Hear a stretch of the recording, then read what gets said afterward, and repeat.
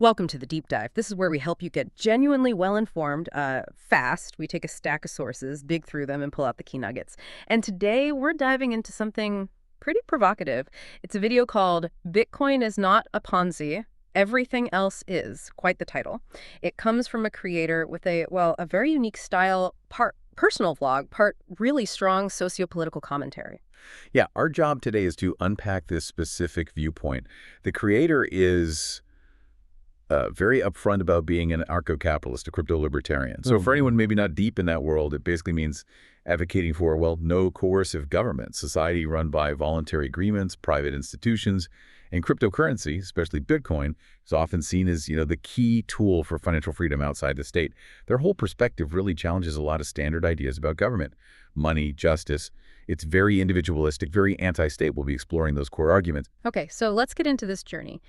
It starts pretty unusually, doesn't it? The video kicks off super casual. The speaker's using an exoskeleton Yeah.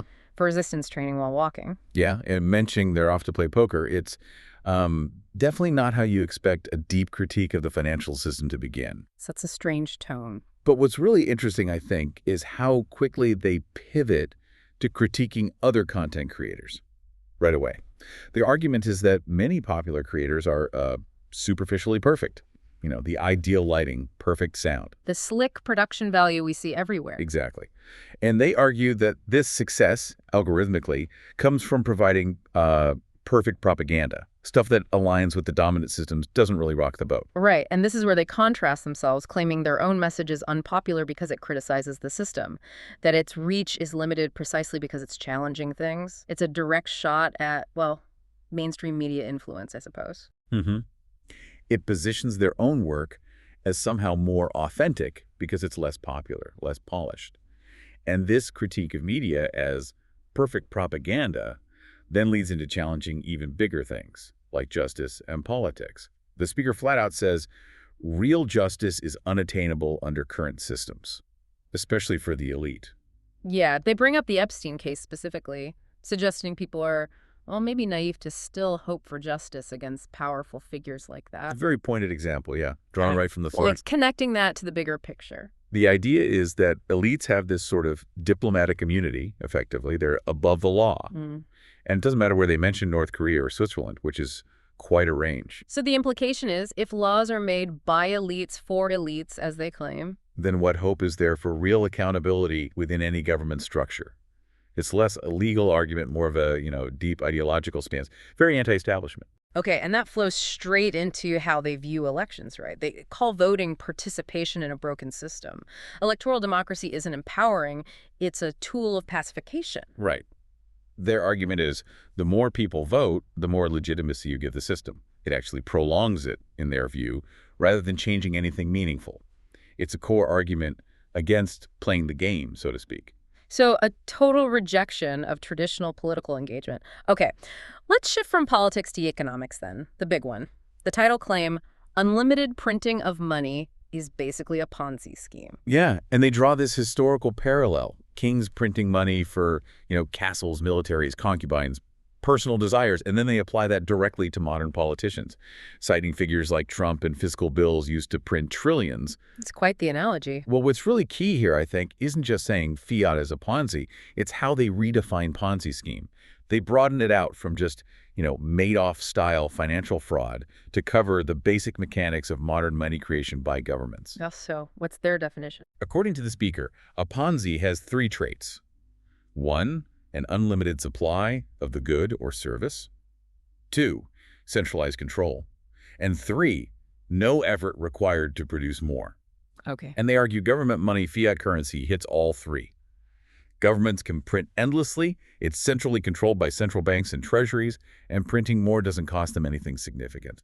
So under that definition, They claim it's the ultimate Ponzi, a scam by its very nature. and the impact on regular people, according to this view. It impoverishes the general public, they say, makes people more dependent on the very system that's scamming them. That's the core assertion. Wow. Okay, so if government money is the ultimate Ponzi, what's the alternative? It obviously leads to Bitcoin. Exactly. Bitcoin is positioned as the complete opposite. It has a fixed supply, the 21 million cap, is crucial. There's no central authority. It's decentralized. And the code is immutable or very hard to change. So the direct counterpoints to their Ponzi definition. Precisely. It's presented as the antithesis. What about things like gold or real estate, traditional hard assets? Nope. According to the speaker, those are easily confiscated. Not truly safe because governments can seize them at will. Think an eminent domain, asset forfeiture. Right. Still vulnerable to the state, in their view. Whereas Bitcoin, they argue, is non-confiscatable if you hold your own keys. It's portable digitally and secure through cryptography. It directly answers those fears about central control and seizure, making it, in their eyes, the only truly safe haven. Okay, so the argument goes way beyond just finance. It's about societal structure, too. They actually dream of a society where the free market replaces centralized justice and governance. That's radical. It really is. Forget courts, politicians, tax-funded police as we know them. They envision things like voluntary subscription models for insurance, security, market-based law enforcement and justice, private arbitration, maybe. Wow. So how would actual justice, like making victims whole or punishing harm, even work? Well, this is where it gets really interesting. They believe real justice, things like reparations, the right to self-defense, actual consequences for wrongdoing can only come from decentralized systems. How? They don't really detail the how, do they? Not in depth in this piece, no. It's more the principle. The core message is that governments are inherently inept and corrupt by design, and politicians are inherently ignorant, making huge decisions about lives they don't understand. That's a pretty sweeping statement about all politicians. It is. It's a hallmark of this particular anarcho-capitalist view. It's not about finding better politicians. It's that the structure itself is flawed beyond repair. Any participation is flawed. Which leads to their only solution. Which is to abandon the system entirely. Full stop. Adopt decentralized tools, primarily Bitcoin. Stop feeding the Ponzi. Withdraw from the system. Let the free market provide. That's the refrain. Yeah, it's a call for a kind of mass opt-out. But then there's the reality check moment, right? Yeah. About Bitcoin and, say, national debt. Right, they do address this idea some might have that Bitcoin's value could somehow just pay off government debts. And the numbers they use are pretty stark. U.S. national debt around, what, $55 trillion? Bitcoin's market cap at the time, roughly $65 billion? Yeah, the math doesn't work, basically. For Bitcoin to cover that debt, they calculate it would need to double in value 625 times. Which is nearly impossible, as they put it. Yeah. And even if it did, you'd need debt holders like bond investors or other countries to actually accept Bitcoin for payment. Which is also flagged as legally and practically unlikely. Exactly. So it serves as a crucial bit of context. Even within this pro-Bitcoin argument, there's an acknowledgement of the sheer scale difference between current systems and this alternative, at least for now. Okay, so let's try to wrap this up for you, our listener. We've definitely taken a deep dive into a very specific, very outspoken worldview. Anarcho-capitalist, crypto-libertarian. The takeaways are stark. Elites are untouchable. Voting is pointless. Government money is a scam. And Bitcoin is the way out. The core belief driving all this is that the only path to what they see as real justice and freedom is a mass withdrawal from the current system. A complete shift to decentralized tech and free markets. The language used is strong, it's sarcastic, it's provocative, it's designed to fundamentally challenge your assumptions about democracy, law, trust. All of it. It's definitely dense and undeniably provocative, as you said. So as you reflect on this, maybe consider this. We live in a time where trust in institutions, financial systems, it's all being questioned, right? So what alternative structures do you think could genuinely ensure justice and individual freedom? And what role, realistically, could decentralized technologies play or not play in shaping that future? Something to think about. Welcome. I'm going for a walk, but I don't have much time because I'm starting a poker session in a very short period of time, so I cannot be too long. I wanted to talk about this couple of things. As always, I'm using my exoskeleton. I showed you last time. Now I can show you. So you see, I use my exoskeleton again. So while I am walking, it gives some resistance and I do a little exercise. But I don't have much time, so I have to be fast today. I want to talk about several things. First, I have now published 2.7 videos, recordings. And last time I did this, my camera was too close to my face. So that was a mistake. And that's actually not good. But I'm not like my critics who are perfect. I have only done 2.7K videos. That's nothing. Look at them. They have done 1 trillion videos. And they're all perfect. Audio is perfect. Video quality is perfect. Everything is perfect. and they tell you just what you want to read. The best propaganda that exists on earth. That's why you subscribe, and that's why you always like their videos to push them up in the algorithm. For me, it's of course a different story, because I criticize the system, and people do not like that, since they believe they live in the best system that exists on earth. So now let's see. I have a couple of bullet points in my smart classes. Yeah, here's the next one. So today I want to, but that's actually not great because I have to hold my gimbal in my left hand and I have to use my right hand for the next bullet point. So the thing is, what disturbs me a lot today was the naive belief of people that the system can be fixed. So they still expect that there can be some kind of justice.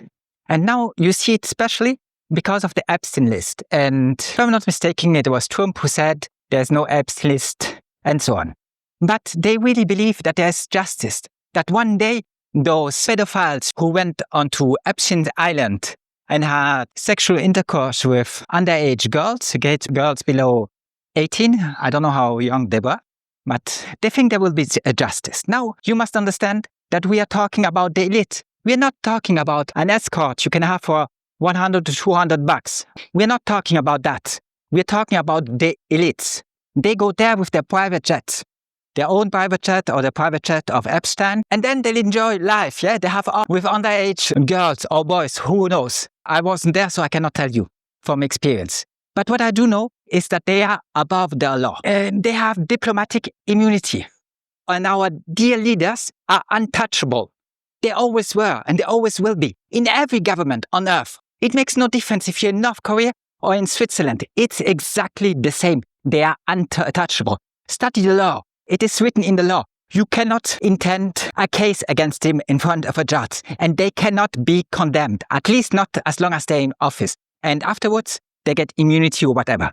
And even though the law was created from them, for them, so there's no way there will ever be justice. And I'm still facing, and I always will, during my entire life, the electoral naivety. So people voting every 5 years won't change the system. That's the system. You only keep it alive. The more you participate in it, whatever you do in the system, the more you participate in it, the more you keep it alive. So if every 5 years you try to vote really hard in order to make sure that your dear leader gets into power, the one who will fix everything for you so you don't have to do anything, that will never work. Never. It's that electoral naivety that I will face my entire life. And people do not want to wake up. Now, look, they bombard you with propaganda.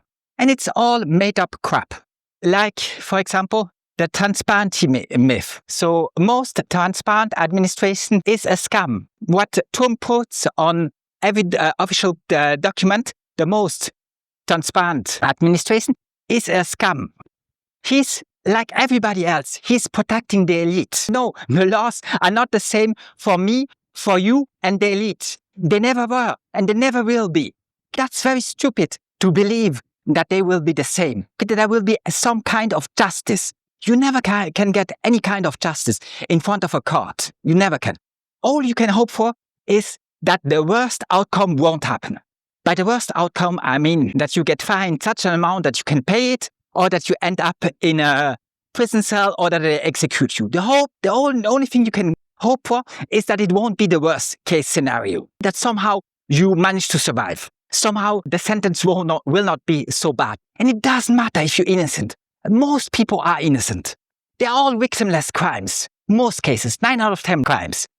So you should not think that suddenly, just because you did vote very hard, and now somebody puts in a place of people a propaganda slogan saying, most transparent administration, it is a scam. It is the definition of a scam. You have to cross it out and write under it a scam. It's the definition of a scam. And we're going to talk about what a scam is and why it is a scam. Now, I want to touch the subject of inflation and debt. So unrestricted printing leads to skyrocketing debt. So we are in a system where you have unlimited printing. You always did. And you don't have to be very smart to understand why we are facing unlimited printing. Imagine any kind of king at any period of time in history. They all want the same. They want a lot of money. They don't want the treasury to be empty. Because if it's empty, what they're going to buy? How are they going to enjoy life? They want a lot of luxuries. They want the castle. They want the military. They want the concubines and all the rest. And all that, they have to put money on the table on it. Somebody has to give them the stuff they desire. And you are the person who is going to give it to them. That's why endless money printing exists. It's just so they can do whatever they want to the extent they want. And they want to do it without any restraint. Trump did with his big, beautiful bill. He did put on top of the never-ending money printing 4 more trillions. But that's just the start. Do you really think he wants to stop with 4 more trillions? He wants 40 trillions. Then he wants 400 trillion. Then 4,000 trillions. And so on. There's no limit to it. And the more they print, the poorer you get. And that's the goal. That's why there is money printing. Because if you are extremely poor, then you're more dependent on the system. So let's talk about a Ponzi scheme. So a Ponzi scheme is when there's unlimited supply. So if you can produce something to an unlimited amount, it is the definition of a Ponzi scheme. Also, when it's centralized, it is the definition of a scam. If you cannot print to an unlimited amount, and if it's not centralized, then it's not a Ponzi. Then it's not what Madoff did. And there are a lot more Ponzi schemes than that. But it is not Madoff. Madoff is unlimited supply. You can do it to an unlimited amount of people, as much as you want. You can make the promise, because the promise, well, he keeps the promise as long as he has enough monies to flow in. But he knows that will stop one day, because people want to take their money out, and then it stops. There's a moment in time where you just don't have enough income, and then you cannot fulfill your promises. That's a Ponzi scheme, and it has unlimited supply. Then it's a Ponzi. If I sell you something and I have an unlimited supply, not just to have an unlimited supply of it, but also it takes me no effort. I have to do nothing for it. I can produce to infinity and beyond, and it costs me nothing. That's the definition of a Ponzi, unlimited supply. It has to be centralized, which it is. Everything the government does is centralized and under central control. Now, if you get something real as gold, gold is real, but it can easily be taken. That's the issue with gold. What do you do with it? Do you put it in your vest? Do you carry it around? Do you put it in a safe? That won't protect you. It can easily be confiscated. So it's the same crap, because they take it from you whenever they want. And real estate is the same. Okay? It's the easiest thing to confiscate. Okay? So it's really, really bad idea to put your money into it. Now, Bitcoin is a solution because it is not a Ponzi. It has a fixed supply, no central control. There's nobody who calls the shots. There's nobody who can print more than what the code predicts, the 21 million. And you're the only one who decides what happens with it. So that's a very different thing, and it's not a Ponzi. But everything else is a Ponzi. Now, it's the definition that the free market works. The free market produces a solution for you. The only thing you have to do is take those solutions and use them. And if everybody does that, and stop participating in the system, and if everybody does that, the world will change so fast you wouldn't believe. In 2, 3, 6 months, everything is over. No more war, no more deal leader, no more crap you don't want to hear anything about. And from there on, you can create real justice. When they are victims, they have a right to self-defense. And the guy who harmed them will pay the price. I guarantee you that. On the free market. And you don't have to do that work. The free market will provide those solutions for you. Only thing you do is for the stuff you want, for example, police or anything, and insurance or anything else, you just pay the amount you have to pay every year, and then you have access to the service. But it's an easy thing to do. You don't need any election, and you don't need to hope that anything gets better. The free market will produce it just as it produces the glasses I have on my face, the phone I'm using to record, the gimbal, the shoes I wear, my exoskeleton. It will produce every solution you desire. That's what the free market always did and always will do. But only the free market does it. Your dear elected leader will never do it because he doesn't know. That's all. He knows nothing. So how could you expect him doing anything for you since he knows nothing? By definition, he knows nothing. That's what you learn when you go on to an university and you study law. You learn by definition that a political leader knows nothing and that he's incapable of doing anything, but still decides what the micromanagement of your life should be. I want to show you the view again. So I hope you can see this. It's a very beautiful view. And yeah, I want to give you a look at it. So let's go on. You have to stop feeding the Ponzi. A Ponzi requires constant new money. And you give them that constant new money. You give them that by paying taxes. You give them that by electing them. You give them that by giving the legal rights to the Fed to print an endless amount of money. You give them that all day long. You feed the monster. You feed the evil entity all day long. And it requires a constant inflow of money. And even with that constant inflow of money, it goes to zero. It's a mathematical fact. You can never stop it. Now, you tell me why it didn't happen until now? Because for some stuff, it takes a long time. But it's not that it didn't happen. It happened a lot already. And you are the victim of that. Now, there are people who believe that Bitcoin can save the debt because they figured out that Bitcoin is worth around 65 billion. That changes all the time according to its price. And that it is against 55 trillion in debt. So they say it's very easy. Bitcoin only has to double 625 times. And if the US has all the Bitcoin on Earth, then it can easily pay back its debt. One thing is to double 625 times, it will take a lot of time. Okay? And even if you accelerate the process, it will take some time. And then also everybody must agree to be paid in with coin instead of with the, which is not the easiest thing to do since they might not accept it or for legal reason can't accept it. But even if you do it, nothing has changed because the debt mentality is exactly the same. They are still the same kings and queens and they still want to spend money without restraint on everything they like, their private set, their castle, the military and everything else. So as long as that's the case, they keep on doing it. So even if that disappears, the mentality of printing remains. And you can never change that because that's all the people know how to do. They only know how to spend money. It's like if I put on charge of my household, my 8-year-old girl. I say, you're in charge, you call the shots. The only thing she will do is buy all the stuff she wants. She would say, okay, Mama wants a new car, let's buy her a new car. She would say, my brother wants to go flying in a plane, let's buy him a plane. And she will say, my nurse wants, I don't know what. What can her nurse want? My nurse wants a kindergarten with 150 kids, so she will give her a big villa with a kindergarten for 150 kids. Whatever. But she will only spend. Why does she only spend? Because she doesn't know how to make any money. She's just an 8-year-old kid. And that's exactly the same for your dear elected leader when you vote very hard every 5 years. So the debt mentality will never change. Not for your leaders.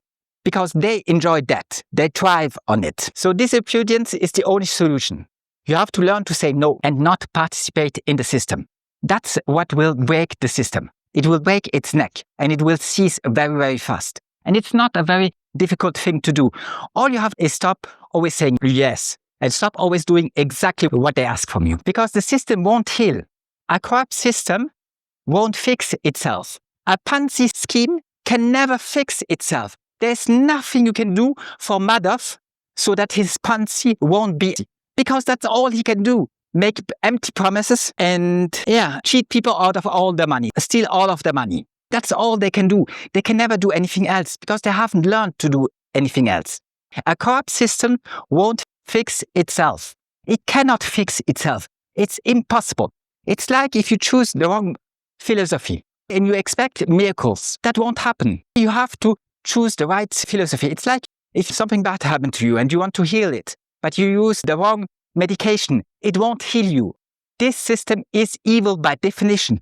It will not fix itself. So today, anarchy is misunderstood. People can conceive true anarchy. When you talk about anarchy, they think it's using extreme violence. It thinks everybody fights, everybody kills everybody, and so on. They have no single clue what anarchy is. It's the opposite of violence. You are for a system. By being a statist, you are for a system that uses extreme violence against everybody on Earth. Everybody inside of the country and everybody outside of the country. And don't say it's not the case.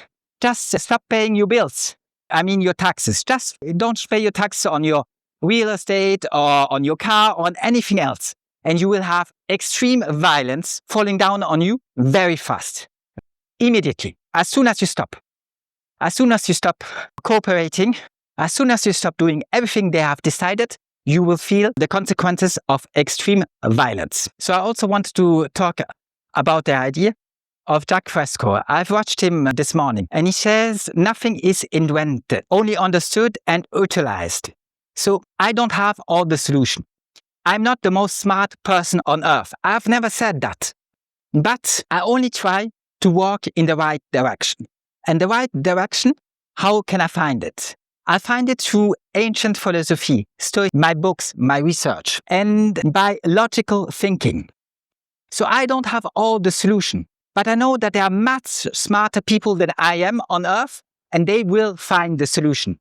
And how do they get the solution? It doesn't certainly come to them, show up in the head. That's not how it goes. It is you get exposed to a lot of things, and certainly you realized how they work. And then also one day, by accident, you realize how you can use the energy for something, like electricity and something else. But before you did that, a lot of people did get electrocuted by trying to capture lightning. So it took a very long time until you finally understood what it is and you could use it. But it's not one person who made it. It is a constant exposure to new things. So it is a constant exposure to new things. And that's why I published those 2.7K videos, because it exposes me, just as you, to new things. And by getting exposed to new things, you can think about them. And then you can improve, because of them, your life. For example, me, last time I did a mistake without pulling out my gimbal, and it was too close to my face. I tried to improve. This time I pulled out the gimbal, and it is farther away from my face. So it should be more pleasant to watch. But you see, it takes time, and it takes exposure, and it takes effort. And if you don't want to do that, well, then you will never improve. And that's anti-philosophical. There's so much crap around that of course you will find somebody who tells you that that's great. But it is for sure not Stoicism. So what you need is continuous learning, exposure to new ideas, and you have to break out of the propaganda cycle. The issue is that people only want to sit on the back and watch TV and consume propaganda. And if they don't do that, then they take an expensive subscription to a newspaper. It makes me think of my doctor who I've seen yesterday, and he told me that he just have taken an expensive subscription to a journal, French journal called Le Monde. But that's just lefty extreme propaganda. It won't help only listen to that. You have to go far beyond that if you want to learn something new, something useful for yourself and the rest for humanity. As long as you repeat the nonsense, like the most transparent administration in history, and all the rest BS you hear all day long, you won't improve. So you have to break out of the propaganda cycle, the mass media that puts it in your head. So Stoic wisdom also teach you that we can't change the system, but it also tells you that you don't have to participate in it. So I know that I'm not going to change the system. I know that nobody will wake up. I know that nobody will listen or try to understand. I know that perfectly well. Read my books and you'll see that I'm not naive on that subject. But I also know that you do not have to participate in the system. You can try to break free as much as possible by living simply. Rich men should live as a poor man to remain free from the system. So that's one of the things I teach in my book. And nobody wants to learn that. I know that. They want to learn how to spend more money and enjoy life more, not how to live as a poor man. But if you ask less, then it's easier to break free. If you ask a lot of the system and your fortune and your capital and so on, then you're a big slave because you have to pay for all that stuff. And it's very hard for you to break free. The less desires you have, the closer you are to freedom. And that's Stoicism. And yes, you have to learn that. So I'm not telling you to give up on everything. You can still have a life, some electricity, some internet, but you have to have the least amount of desires. And always try to live, even if you have the means to live above that, to live as a poor man. If not, you're just a big slave to the system. And it's very hard to break free. So I want to talk about poverty's perspective. So poverty can protect you from certain pitfalls of wealth. So a lot of things that you do them because you are wealthy. And you will stop doing them if you stop acting like a wealthy man. If you stop doing the stuff wealthy man does. Like, for example, going on Epstein's Island. Why do they go on Epstein Island? Because they can and you cannot. Why do they want to sleep with underage girls? It's not because they are pedophiles. Yeah, maybe they enjoy it a lot. It's because they're bored of escorts, They have had them a billion times. Every time they go to the World Economic Forum, there's a crowd of the highest and the most beautiful escort awaiting them. They had that 10,000 times, a billion times. They are tired of it. But then comes Epstein with his island, and they get something new, something that makes their heart beat a little faster so they can enjoy life. And they're very proud because they get invited, they can go, and you cannot.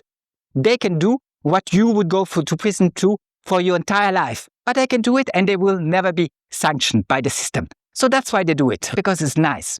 But poverty will keep you away from all that nonsense, from all that diabolical stuff. And you will be more close to wisdom if you understand it correctly and you use it to your advantage. Look, Diogenes, look at our simplicity. At that time, there were fewer laws in the past, and it made living simpler, easier. Now, why is it so hard to live a simple life nowadays? Because there are a lot of laws. So let's say you do not want to have healthcare because you cannot afford it. Well, you cannot just live in the system without healthcare. Not where I am. You still have to pay the 6K every month. Let's say you, for moral reasons, you do not want to send any money for the military. You still have to pay your military taxes. Even if you have no money, if you are zero, even if all the money you get is from begging is barely enough to get a sandwich, you still have to pay the military taxes. Because it's the law. Everybody has to pay them, so you pay them. And that even if you starve to death. So under that system, let's say you manage to have a small roof over your head, and you own it because you did buy it. One, you have to pay for all the maintenance, which is expensive, but on top of that, you also have to pay all the taxes, which is even more expensive. So it's very hard to live a simple life nowadays. We're not anymore at the time of Diogenes. And if you try to slip on a bank, well, you get fined. If you try to slip in a park, like I'm walking through right now, there will be some more fine and some more violence used. You will end up very soon in a jail. So under that system, it's very hard to break free. But you still have to strive to break free as much as possible from the system. And that's only possible if you have very little desires, if you ask very little from the system. If you find your values inside of you instead of around you. Because the system creates a dependence on it.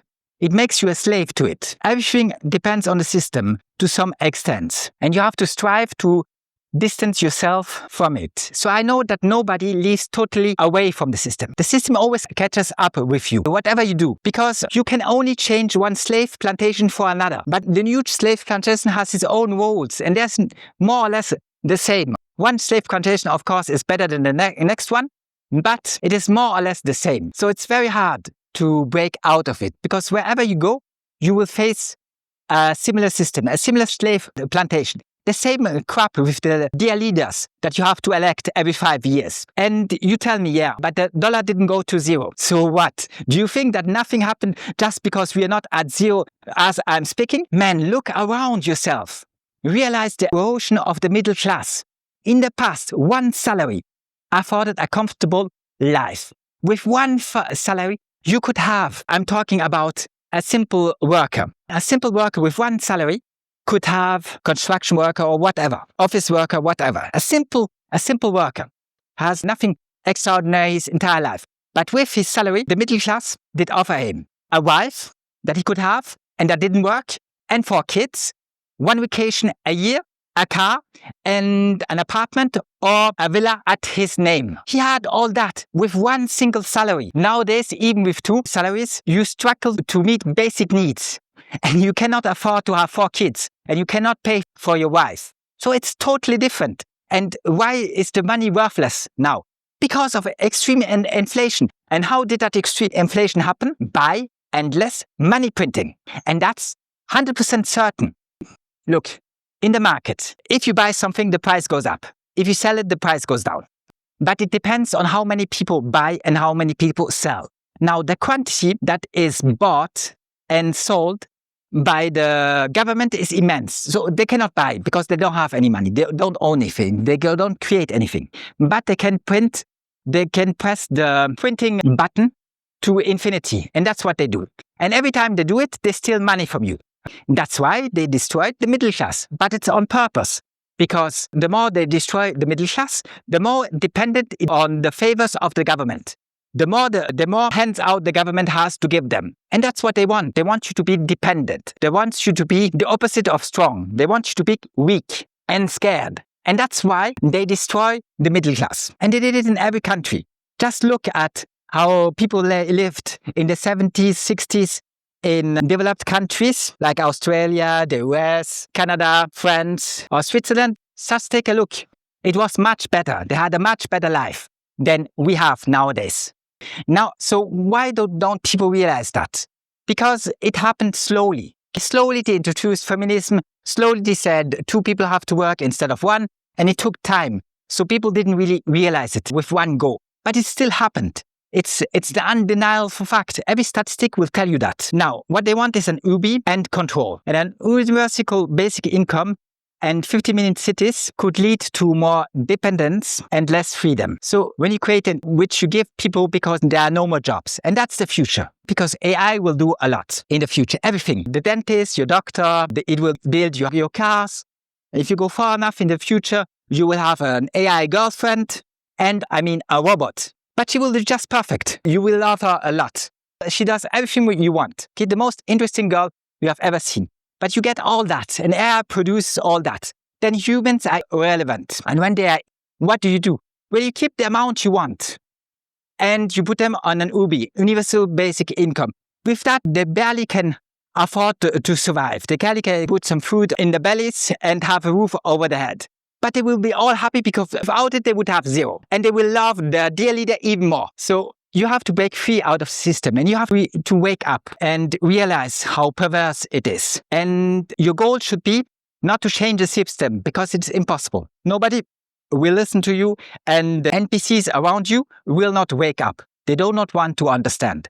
Doesn't matter what you say. Doesn't matter what proof you put under their eyes. They will not wake up. They are conditioned to obey. That's all they will do their entire life. So you still have to create inner peace by distancing yourself from the system and cultivating inner values.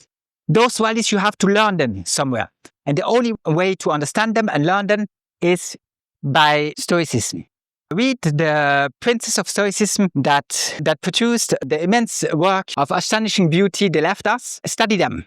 And if you want to do some more, you can even buy my book and read my books. It will all help. But you have to find the inner peace in yourself and cultivate some more value and some principles you can live for and die for. That's why I produce the work I produce. That's why I'm working on my 5th book. And you can buy my 4th book in English, translated to English. Because those timeless principles, those timeless values, the thing they teach you, you need it every day. You must be able to make the difference between good and bad. And no, it doesn't come spontaneously. Just look at Kim Jong-un. Do you think Kim Jong-un is capable of doing the difference between good and bad and choosing good instead of bad? He lets his people starve to death while he is a king. No, a god admired and loved by everybody. So no, he has no idea of making the difference between good and bad. And he never wants to learn that. And it's quite a hard thing for everybody, just as for me. You have to work on that your entire life. So it's a lot. It's a lot that Stoicism will teach you. If you're sincere and you want to learn. I think I'm finished. Yeah, I'm finished. I've gone through all my bullet points. And even though I had to go through them faster than I wanted, I've managed to do that. So now I have to stop because my poker lesson is starting very soon. I still have to change myself and I have to get ready for my poker lesson. Thank you for watching. Don't forget to like and subscribe, even if nobody does. I'm still asking you for it. And I hope I see you soon. And I hope that in one way or another, something I said could be of some help to you. Enjoy your day and your life. Bye-bye.